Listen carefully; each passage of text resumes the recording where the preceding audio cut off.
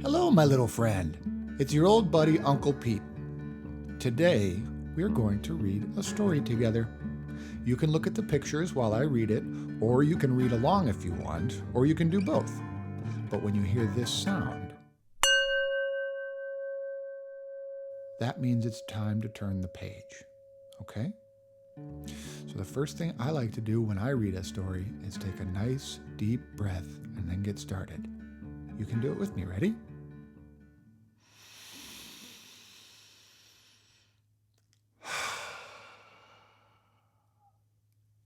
Here we go. This story is called Tim O'Leary. Hundreds of years ago, a goblin sat on the bank of a river, dipping his toes in the water. Towards the end of the day, a farmer came walking home from his fields. When he saw the little goblin, he rubbed his eyes and looked again. "What sort of thing are you?" he asked. "I'm Tim O'Leary," said the goblin. "Well, how can that be?" said the farmer. "Tim O'Leary's my best friend, and he doesn't look a bit like you." "Ah," sighed the goblin, "I found a cave that was full of a witch's treasure, and I would have carried it all off, but I cut my feet on some magic rocks and turned into a goblin, as you can see." "But what are you doing with your feet in the river?" asked the farmer. "I'm trying to wash the magic off my feet," replied the goblin, "but it's no good." "Oh, dearie me, Tim," said the farmer. "Whatever can we do?" "Well, the only way to turn me back into Tim O'Leary is to steal the witch's treasure and throw every single bit of it into the deepest ocean." "Well, then I'll do that," cried the farmer. "But mind you don't cut your feet on the magic rocks," said the goblin. "Oh, I won't," said the farmer. "I have on my toughest boots." And he set off to find the cave.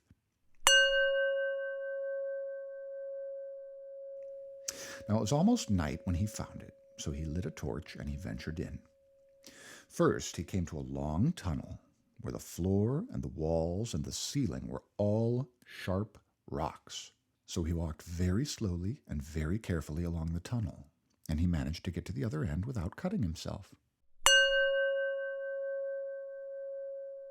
There he found 3 great doors.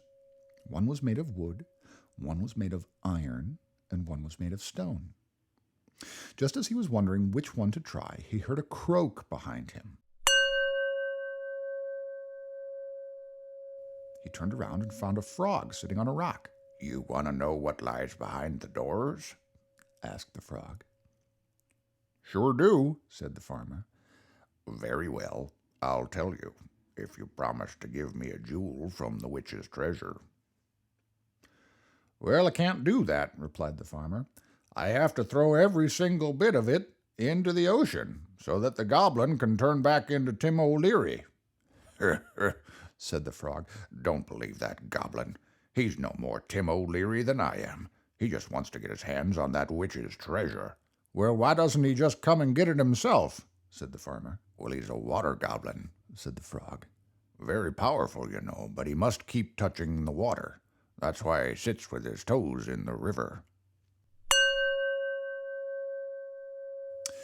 Well, the farmer didn't know who to believe, but he said to himself, "I set out to save Tim O'Leary, and that's what I'll do." "Come," said the frog, "you can give me a jewel from the witch's treasure and then keep the rest for yourself." "No," replied the farmer, "I must save Tim O'Leary." "Oh, you fool!" screamed the frog, shaking with anger. Then he grew larger and larger, and turned brown and then black, and then suddenly there was a little old elf. "You fool!" he screamed. "You'll never get the witch's treasure now. It lies behind one of those doors, but behind another lies a monster that will tear you to pieces. And behind the third lies a hole that will suck you in. Now you won't know which is which, and I shan't tell you." And he disappeared in a puff of smoke that smelled curiously like nettle beer.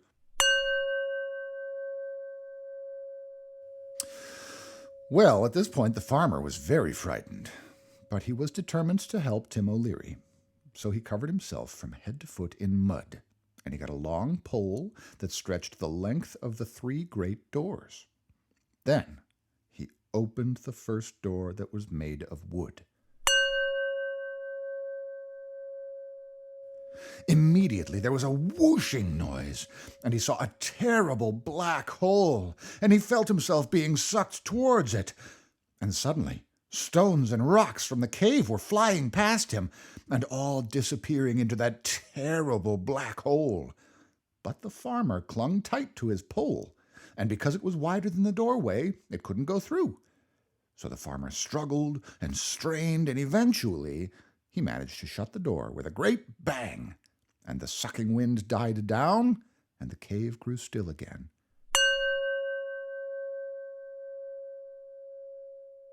"Ooh, ooh," said the farmer. "Ooh. Well now, which of the next 2 doors has the treasure, and which has that monster that'll tear me to pieces?" He decided to try the iron door. He opened it very, very cautiously, expecting a terrible monster to leap out at him at any moment. But all was quiet.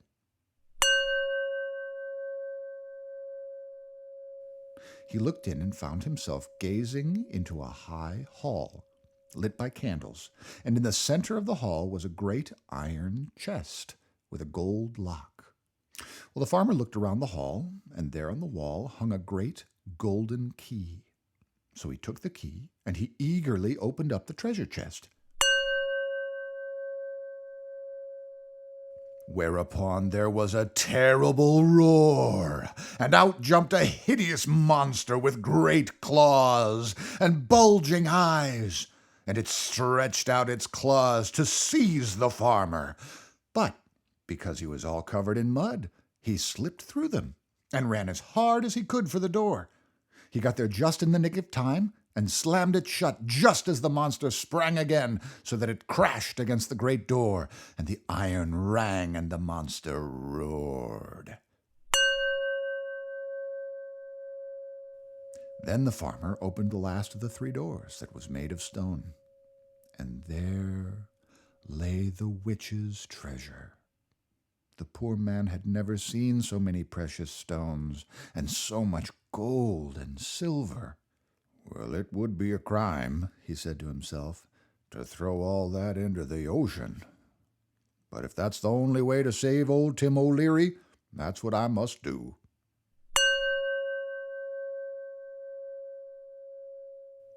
So he put it all into a great sack and carried it down to the river and put it on a boat, and he set off for the sea.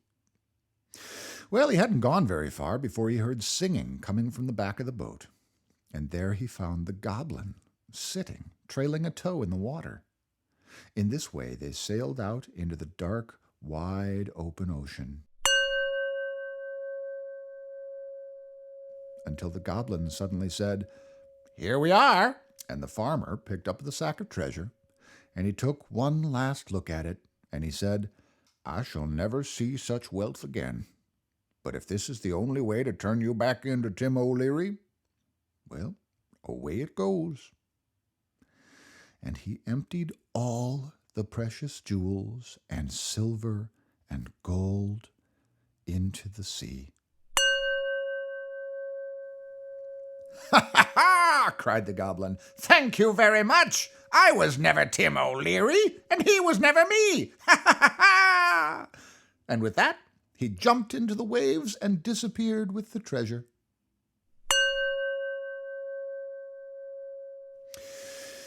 Well, the farmer went home, and he found Tim O'Leary sitting on a wall. "Oh," said the farmer, "because of you, I've lost the richest treasure I've ever seen." And he told him the whole story.